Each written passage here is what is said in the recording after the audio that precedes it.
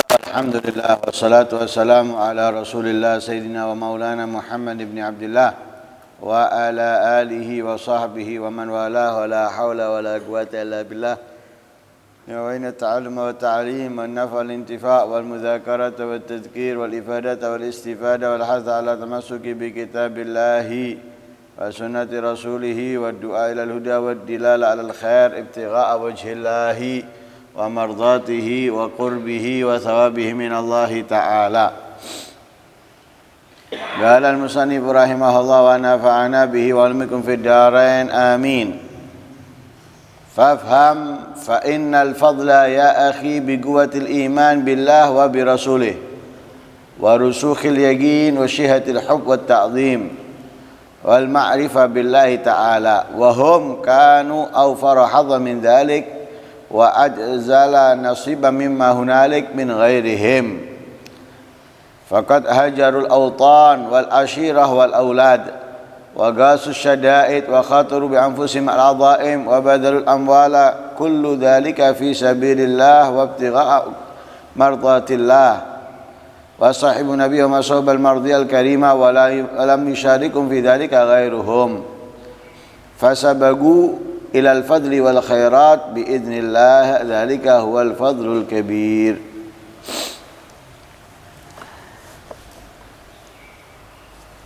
Kemuliaan keistimewaan itu tergantung dengan kuatnya iman kepada Allah dan Rasulnya, kokohnya keyakinan dan begitu sangat mencintai serta mengagungkan dan mengenal Allah subhanahu wa ta'ala.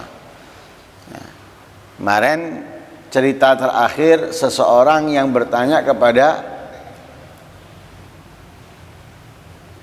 Mu'afah bin Imran tentang mana lebih mulia, mana lebih istimewa antara Muawiyah dengan Sayyidina Umar bin Abdul Aziz, dan dijawab bahwa Muawiyah lebih istimewa, lebih mulia. Karena ia adalah sahabat Nabi sallallahu alaihi wasallam. Dan tidak bisa dibandingkan siapapun dengan sahabat Nabi, sekalipun mereka yang hidup setelahnya seperti tabi'in. Lebih-lebih kita ya. Sehingga dikasih poin di situ. Orang punya kelebihan, punya keistimewaan daripada yang lain itu karena apa? Pertama, karena kuatnya iman kepada Allah dan Rasulnya.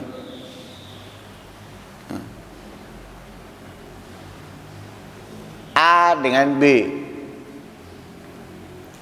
diukur kemuliaan, kelebihan, keistimewaan antara A dan B itu bukan dengan ganteng atau tidaknya, bukan karena banyaknya titel atau tidaknya, bukan karena kaya atau miskin, bukan karena pintar atau bodoh, tapi antara A dan B mana yang kuat imannya kepada Allah dan Rasulnya. Siapa yang lebih kuat imannya kepada Allah dan Rasulnya, itu adalah lebih mulia, lebih istimewa. Sekalipun mukanya gak ganteng, sekalipun orangnya gak punya titel, tidak punya harta, miskin, tapi kalau imannya kepada Allah dan Rasulnya lebih kuat, ya dia yang lebih istimewa.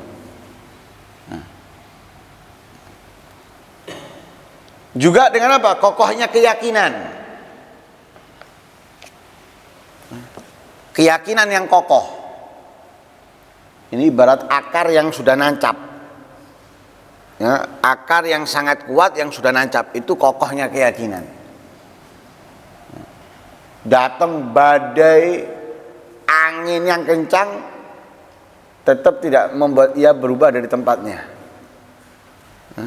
Dan ini orang yang punya keyakinan yang kokoh, tidak terpengaruh dengan gonjang-ganjing ya yang dilihatnya atau yang didengarnya, tetap nggak berubah dia. dibujuk, dirayu, digoda dengan A, dengan B, dengan C dan lain sebagainya, tetap. Kalau enggak, kalau iya, iya. Nah, ini kuatnya keyakinannya kepada Allah. Nah. Yang ketiga, syiddatul hub wa ta'zim. Sangat mencintai, sangat mengagungkan. Nah, sangat mencintai, sangat mengagungkan. Yang terakhir, ma'rifah billah, mengenal Allah. Lah, tolak ukurnya di situ.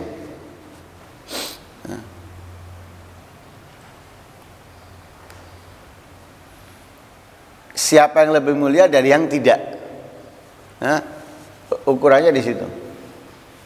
Lah, semuanya ini para sahabat mendapatkan bagian yang lebih komplit, yang lebih sempurna daripada yang lain. Imannya kepada Allah dan Rasulnya dibandingkan dengan yang lain, kalah dengan imannya para sahabat. Keyakinan, kokohnya keyakinan, ya, sahabat dengan yang lain kalah dengan para sahabat. Sangat mencintai dan mengagungkan Rasulullah. Para sahabat dengan yang lainnya kalah, sahabat lebih menang. Mengenal Allah, sahabat lebih mengenal Allah daripada yang lainnya. Makanya sahabat itu diutamakan dari yang lainnya karena mereka memiliki ciri-ciri yang lebih sempurna daripada yang lainnya. Imannya kepada Allah dan Rasul, kokohnya keyakinannya, sangat mencintai Nabi Muhammad dan mengagungkannya, mengenal Allah, komplit. Dan para sahabat mendapatkan haddul wafir atau haddul awfar, bagian yang paling komplit sudah. Bagian yang paling besar dalam hal itu semua daripada selainnya. Mana ada yang lebih mencintai Rasulullah melebihi cintanya para sahabat kepada Nabi Muhammad? Oh, yang lain bisa lebih hebat, tapi karena mereka tidak di zamannya Nabi, ya sudah, berarti kalau Nabi, para tabi'in itu ada di zamannya Nabi, niscaya mereka akan lebih daripada sahabat. Pertanyaannya sekarang, tabi'in itu zamannya Nabi atau bukan? Bukan, ya sudah. Berarti yang mendapatkan lebih komplit siapa? Sahabat. Tidak ada istilahnya sahabat, sudah. Maka nggak mau, sahabat lebih mulia, sahabat lebih istimewa. Kenapa? Karena melebihi yang lainnya. Sehingga nggak bisa dibandingkan. Mereka yang berkorban, misalnya kita, lebih berani dari pendahulu kita. Lebih berani dari pendahulu kita. Tapi tetap mereka lebih hebat dari kita. Kenapa? Kita bukan di zamannya mereka. Kita datangnya terlambat. Ya sudah, mereka lebih unggul. Kita nggak bisa dikatakan pahlawan, mereka yang dikatakan pahlawan. Kenapa? Di zamannya mereka. Kita datang setelah zamannya mereka, sehingga kita nggak bisa disebut pahlawan, mereka disebut pahlawan. Kecuali nanti kalau di zaman kita seperti zamannya mereka dulu. Kita bakal disebut pahlawan setelah zaman kita.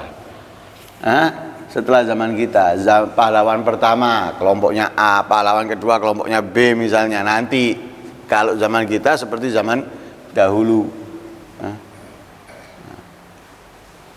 Lah, sahabat zamannya mau nggak mau, sehingga mereka lebih mencintai Nabi. Kalau tabi'in bisa berbicara seperti itu, kenapa? Satu, tidak hidup di zamannya Nabi. Artinya belum tentu ketika ia hidup zaman Nabi seperti sahabat kepada Nabi. Kan masih mungkin ini, masih kemungkinan. Ini kalau hidup di zamannya Nabi, misalnya kita ngomong, ini kalau hidup di zamannya Nabi, bakal lebih mencintai Nabi daripada yang lainnya. Itu kan andai kata. Tapi dia belum hidup zamannya Nabi, seperti kita lah. saya kepingin tinggal deket sini, lebih enak, lebih cepat, lebih aktif nantinya. Ujung-ujungnya ketika pindah ya malas. Ya. Ujung-ujungnya ketika pindah ya nggak hadir. Banyak kan gitu. Beda dengan sahabat mau pindah rumahnya dekat masjid, nah, supaya katanya Nabi yang lebih jauh milih jauh-jauh para sahabat, tapi tetap ke masjid, pasti sudah kelihatan. Tapi kalau ini kan nggak pasti, andai ini hidup di zaman Nabi, masih andai. Nah, karena itu tidak bisa dikalahkan ya. Sangat cintanya para sahabat kepada Nabi Shallallahu Alaihi Wasallam. Karena itu mereka mendapatkan bagian yang sempurna dalam hal ini semuanya, bagian yang besar dalam hal ini, sehingga tidak bisa kan. Jadi seseorang itu mulia dengan sifat-sifat tadi. Lah kalau dilihat sifat-sifat tadi ini, ya, semuanya komplit pada para sahabat, ya, dan mereka memiliki bagian yang besar daripada itu semuanya. Contohnya apa? Hajarul autan wal ashira wal aulad. Mereka berkorban, meninggalkan apa? Meninggalkan kotanya, meninggalkan desanya, meninggalkan tempatnya, dari Mekah ke Habasyah. Nah, lumayan, bukan naik pesawat, ya, bukan naik kapal pesiar, bukan naik kendaraan yang ber-AC. Jalan mereka menunggangi kendaraan di tengah padang pasir, panas. Tidurnya mereka pun ya di tenda-tenda atau semisalnya. Untuk mereka, untuk kesenangannya mereka, bukan. Untuk tegaknya agama Allah. Nah, kalau kita sekarang mau pindah mana? Ke sana. Untuk apa? Memperkaya diri. Nah, saya di sini nggak bisa bekerja, sana saya bisa bekerja. Saya di sini nggak punya penghasilan, di sana saya punya penghasilan. Ukurannya kita di situ. Kalau mereka enggak, mereka rela meninggalkan keluarganya bukan untuk dia dan keluarga, tapi untuk agama Islam dalam membantu Nabi Muhammad. Hajarul autan wal ashira, keluarga, meninggalkan keluarga, wal aulad, meninggalkan anak. Nah, seperti berperang, apa nggak meninggalkan keluarga, nggak meninggalkan anak? Nah, dalam peperangan tidak ada gambaran mereka itu kembali selamat, tidak ada. Nah, malah tidak sedikit yang mereka berharap apa? Gutil fisabilillah, terbunuh di jalan Allah dalam peperangan. Harapannya seperti itu, karena kemuliaan keistimewaannya. Tapi bukan berarti mereka bunuh diri. Biar terbunuh aku, tidak dilawan, enggak. Tapi itu harapan mereka. Jadi tidak ada gambaran mereka kembali, itu tidak ada. Mereka berusaha berperang, ya. Tapi nggak ada pikiran, oh balik nanti sehat, selamat, enggak. Rela meninggalkan keluarga. Kita meninggalkan keluarga ngaji aja yang cuma beberapa waduh, berat. Apalagi seperti para sahabat yang bukan meninggalkan untuk ngaji, tapi untuk perang, untuk perang. Wal aulad, begitu juga anak. Wa ghasus syada'id. Mereka juga sudah merasakan apa?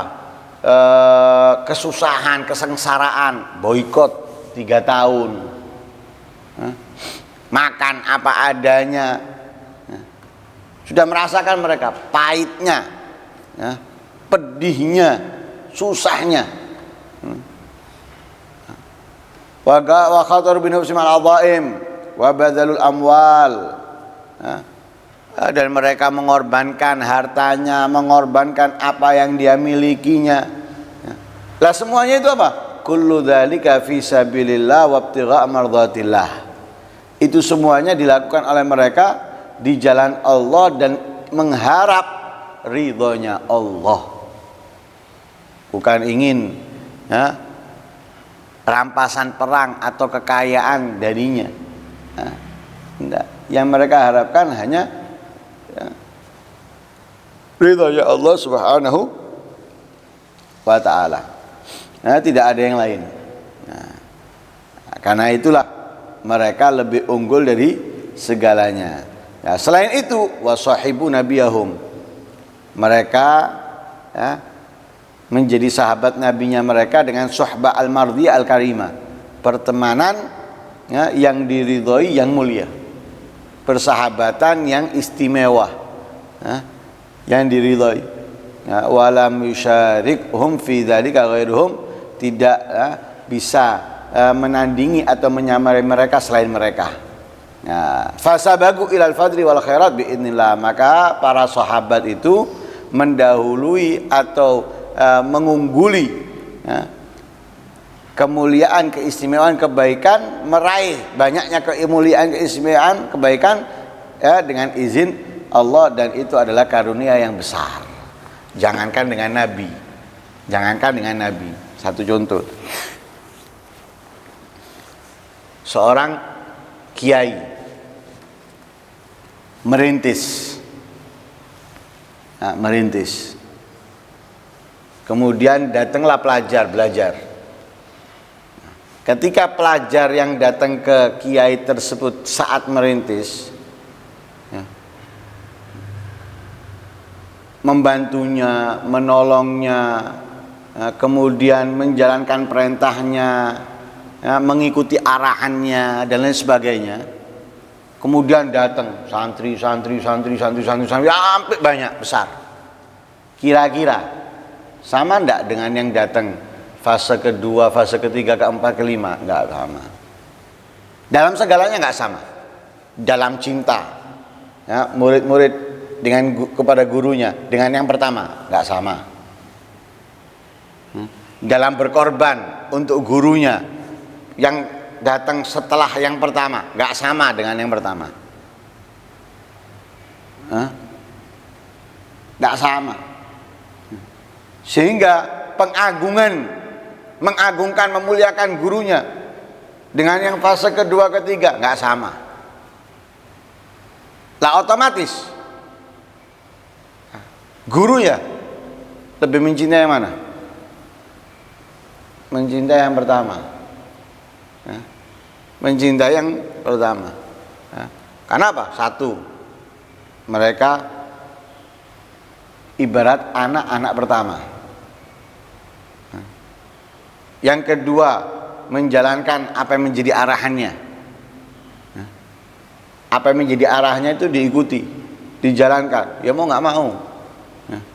Mereka unggul dari yang lainnya dengan karunia, dengan kemuliaan, dengan kebaikan, dengan yang lain sebagainya. Sehingga apa? Nggak ada yang bisa menandingi ini. Tidak ada yang bisa menandingi ini. Itu hal yang lumrah. Begitulah para sahabat dengan Nabi. Sehingga tidak ada yang bisa mengungguli ya, yang menandingi para sahabat ya, sedikit pun daripada ya, orang-orang yang datang setelah zamannya para sahabat ya. Karena itu kita harus memuliakan para sahabat, harus mengagungkan para sahabat, harus mencintai para sahabat, harus menjalankan hak kita kepada para sahabat ya. Udah, kalau sudah titelnya ia adalah sahabat, wis jangan macam-macam. Sahabatnya Rasulullah, sudah jangan macam-macam. Oh, ini karena itu, wis stop. Bukan kelasnya kamu, bukan tingkatannya kamu,